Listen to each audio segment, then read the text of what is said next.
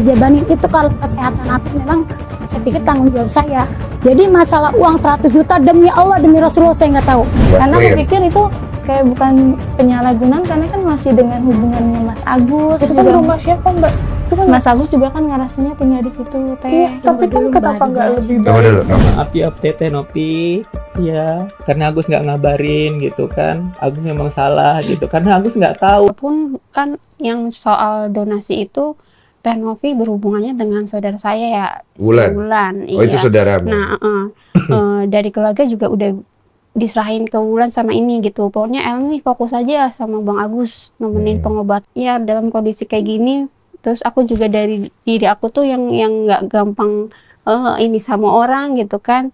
Terus pas pertama ngobrol sama Teh Novi pun pas lewat telepon itu donasi itu. Kamu ada ngerasa nggak nyaman? Sempet ada yang Kenapa? gimana ya, kayak yang pas awal kan kata Teh Novi kita mau dibantu misalkan ke sana ke sini pakai mobil. Kenapa kita pakai BPJS? Awalnya kita belum dapat donasi dari Mbak Nopi, dari Mas Bapak Mas Densu. Iya, Mas Densu. Kita dari awal di Cengkareng kita memang udah pakai jam kesda. Oke. Terus sampai ke Cipto. Karena dari awal itu pihak tersangka bilang mau bertanggung jawab.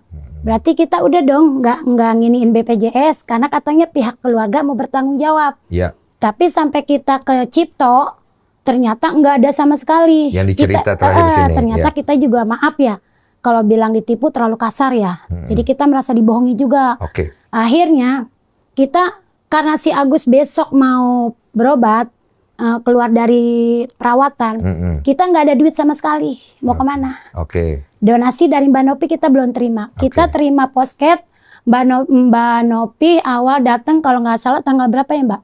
Nggak tahu, saya lupa. Ini ada saya catat. Awal Mbak Nopi datang ke rumah saya tanggal 12.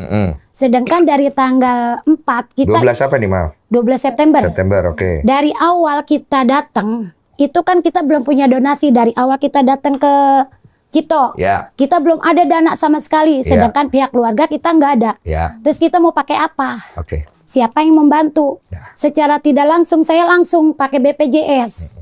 Nah, dari BPJS itu kita ditindak. Pas dari dirawat itu kita keluar tanggal berapa, Mi? Dari mana? Dari Cipto 4 ya? Dari Cipto. Tanggal 4 kita keluar ya? 4 atau 5? Tanggal berapa? Tanggal 4 kita masuk ke Cipto, tanggal 5 operasi, terus tanggal kalau nggak 11, 12 kita dipulangkan. Nah, tanggal 12, oh iya, habis dari rumah sakit, tahu-tahu Mbak Nopi datang. Kita kan belum ada donasi. Sedangkan udah saat itu, pas prokes kedua, Mbak Nopi baru donasi. Sedangkan si Agus sudah diponis. Saya udah ngomong ke Mbak Nopi. Mbak Nopi kan selalu tanya sama saya, itu gimana perkembangan? Angkat tangan. Dokter sudah angkat tangan. Untuk dia tidak bisa melihat lagi. Itu udah diponis karena saya udah komunikasi dengan dokter Parabi. Bagaimana kita mau lanjut langsung ke rumah sakit besar untuk operasi, sedangkan kita dana nggak punya. Pada saat itu kita nggak punya siapa donasi dari siapapun, kita Belum nggak ada punya. nih ya? Belum ada. Oke. Bagi kan kita nggak bisa dong jalan ke rumah sakit yang besar, mau rumah sakit JC, mau rumah sakit apa, tindak langsung operasi itu kita nggak bisa. Oke. Akhirnya karena kita belum ada donasi apapun itu, mau nggak mau kita jalani dengan BPJS dong. Ya. Karena pihak rumah itu pun tadinya BPJS kita nggak dapet, nggak bisa. Kita udah bingung tuh, langkah apa yang mesti kita. Elmi terima gaji hanya berapa, Mi? Kecil lah, 4 juta ya, apa 7 juta. Duit 8 juta sama Bang Agus. Akhirnya gimana nih supaya Agus tetap berjalan diobatin, tapi kita dapat tanggungan. Akhirnya saya udah ke sana, katanya harus pakai BPJS. Terus saya sempat adu argumen, gimana nih caranya saya minta rujukan. Sampai sempat saya punya saudara yang di Puskesmas di Pondok Bahar. Saya minta tolong lah, ini saya punya saudara, saya ceritain gini kronologinya seperti apa.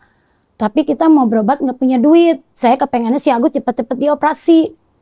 Ya udah dibikinin surat rujuk, coba lari ke Mulia. Saya lari ke Mulia, tapi pihak rumah sakit Mulia tetap nggak ngeluarin BPJS dengan alasan tindakan kriminal nggak bisa di-cover BPJS.